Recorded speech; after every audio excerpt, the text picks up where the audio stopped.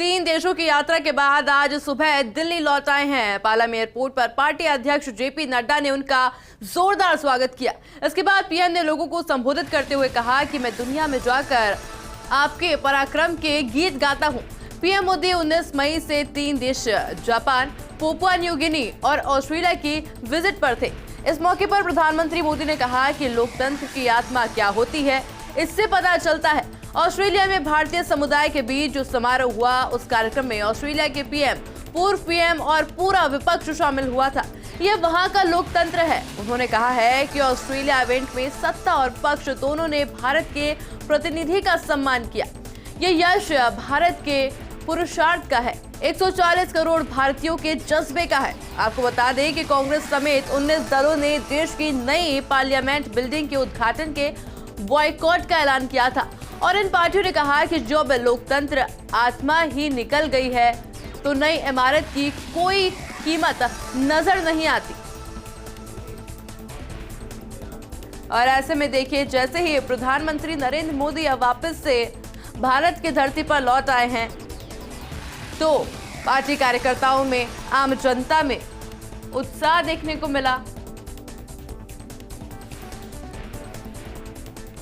और देखिए, इसके अलावा ही जैसे ही प्रधानमंत्री मोदी पहुंचे, उन्होंने अपने संबोधन के दौरान कहा भी कि जिस तरह का माहौल वहां देखने को मिला, जिस तरह का लोकतंत्र वहां पर देखने को मिला, वाकई में काबिले तारीफ तस्वीर थी वो। और देखिए, जो तस्वीर हमने आप तक पहुंचाई थी उनके हर एक दौरे की, हर एक कार्यक्रम की, जहां बैक टू बैक कार्यक्रमों में प्रधानमंत्री मोदी ने शिरकत की थी और जिस तरह का बम्पर रिस्पॉन्स प्रधानमंत्री मोदी को मिला था।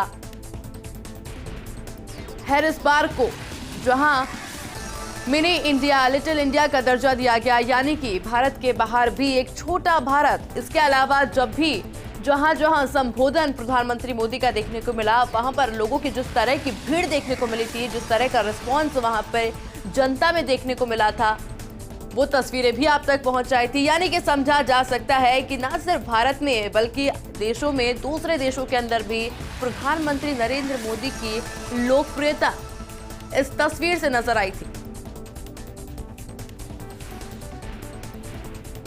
हालांकि देखिए, प्रधानमंत्री मोदी ने कहा है कि ऑस्ट्रेलिया इवेंट में सत्ता और विपक्ष दोनों ने भारत के प्रतिनिधि का सम्मान किया और वो सम्मान की तस्वीरें दिखी भी थी, क्योंकि देखिए 20,000 की क्षमता वाला हॉल जो कि तुरंत भर गया था, उसकी टिकट तुरंत बिक गई थी। टिकट बचे ही नहीं थे क्योंकि लोगों की मांग थी। वहां पर लोग लगातार मांग कर रहे थे कि वो भी प्रधानमंत्री नरेंद्र मोदी को सुनना चाहते थे, पर उन्हें मौका नहीं मिल पाया।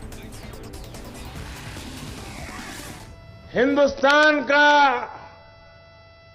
नाम रोशन होता है तो 140 करोड़ देशवासियों का जज्बा नई ऊंचाइयों को छूने लगता है। और मुझे बताया गया, आप सुबह 3 बजे से आए हैं।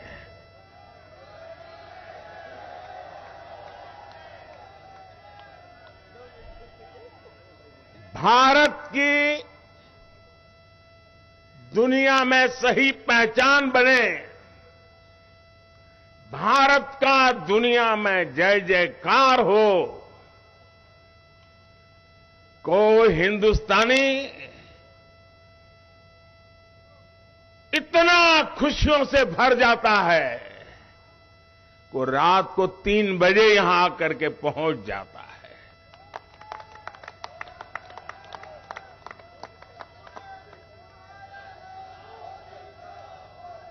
साथियों, ये यात्रा, समय तो ज्यादा नहीं था यात्रा का, क्योंकि ट्रैवलिंग में भी टाइम जाता है, लेकिन जितना समय मुझे उपलब्ध था उसका पल पल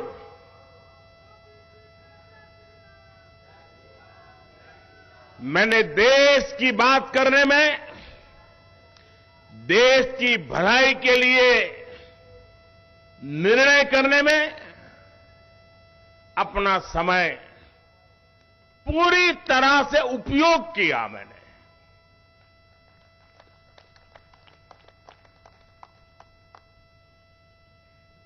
40 से अधिक महत्वपूर्ण लोगों के साथ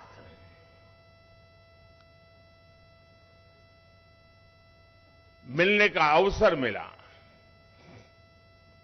और एक बात जो शायद हिंदुस्तान में जिसकी चर्चा बहुत कम है, और क्यों कम है वो तो समय बताएगा, जो भी नेता मिलते थे, खास करके G7 समूह जो दुनिया के समृद्ध देशों का समूह है, वे भारत में G20 के जो प्लानिंग हुआ है